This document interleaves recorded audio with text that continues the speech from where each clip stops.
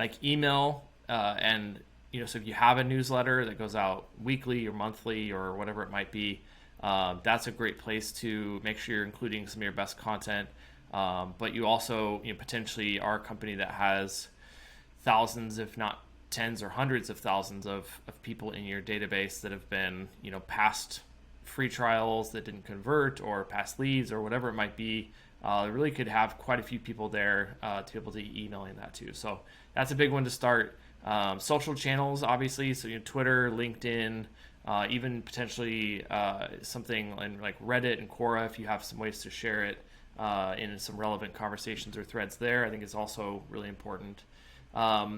There's like other people's channels, so it's easy to kind of get focused on like what you're doing specifically and what you own, but there are also ways to have either partnerships or promotion, or kind of cross promotion, co-marketing type of stuff with other people's newsletters, or getting called out in their social or Twitter threads or whatever it might be.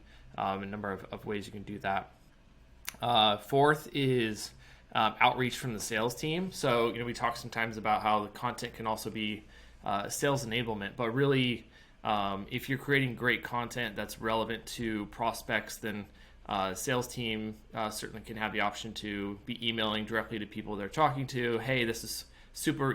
Our team just created this, super relevant to what we just talked about on our call last week, or whatever it might be.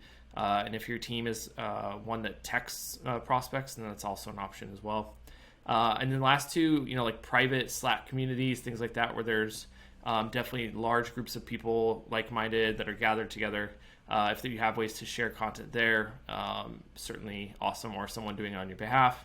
And then lastly, for any sort of like video, audio type of content, obviously YouTube, podcast platforms, making sure those are getting put out, but really making sure that it's kind of to the full extent. For this podcast, we publish the full episode, the video episode on YouTube, but we also publish clips that we've edited into. So we end up having multiple videos that we're uploading from just one episode. So quite a few there, and I'm sure there's even more that, for your particular business, you may have some that come through. But when we talk about content distribution, it is not just, like I said, optimize the content and then use organic search as your only distribution.